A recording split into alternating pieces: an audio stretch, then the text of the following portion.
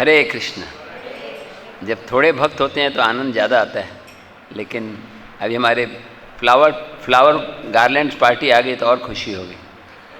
आपको भी रोक दिया था क्या एंट्रेंस पे? नहीं, नहीं ना, आप लोग को तो अलाउड है ना, कोई नहीं रोक सकता।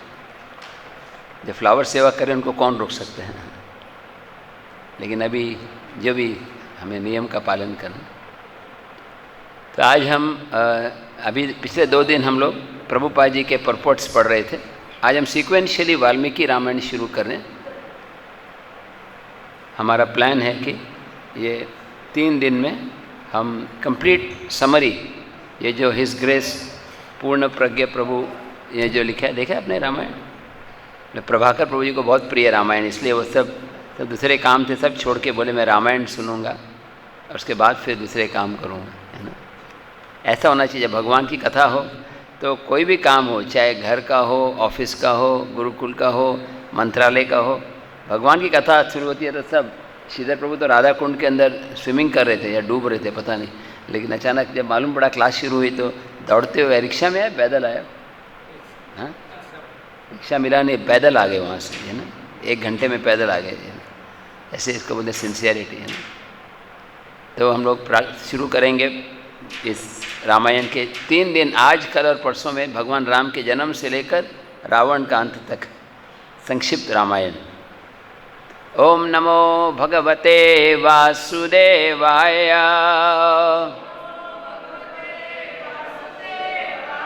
ओम नमो भगवते वासुदेवाय।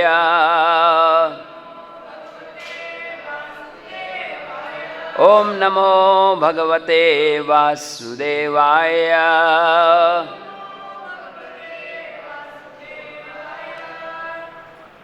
ये जो हम पढ़ने जा रहे हैं, ये किताब का नाम है वाल्मीकि रामायण बाय पूर्ण प्रज्ञ प्रभु। प्रभुपाद जी के बहुत सीनियर शिष्य हैं, उन्होंने शॉर्ट में लिखा है, जैसे बोलते हैं ना गागर में सागर, तो शॉर्ट में हम 300 पेज हैं, तो मैं इसको शॉर्ट को भी शॉर्ट करके आज 100 पेज, कल 100 पेज और परसों 100 पेज, क्योंकि रावण का अंत करना चाहिए, तो बाद में प्रॉब्लम हो सकता है।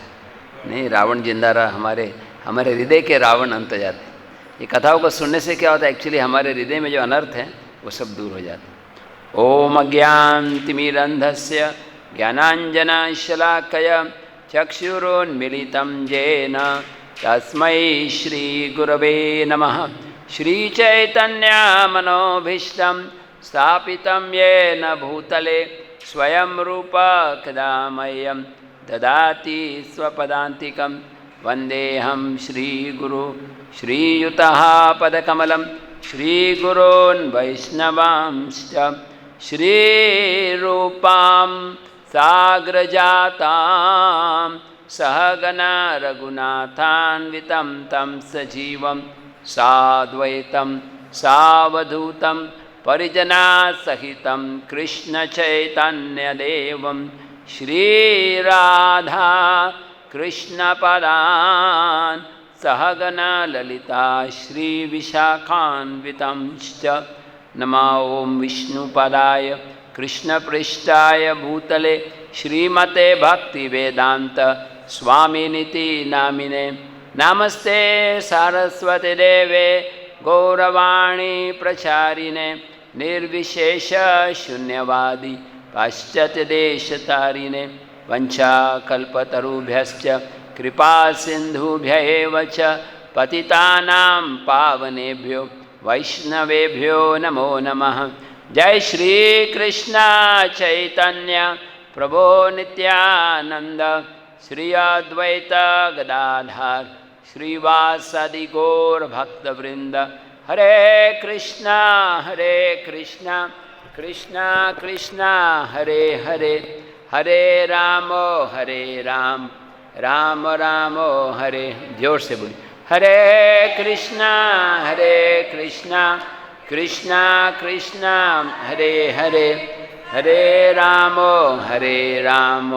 राम राम हरे हरे। हरे कृष्णा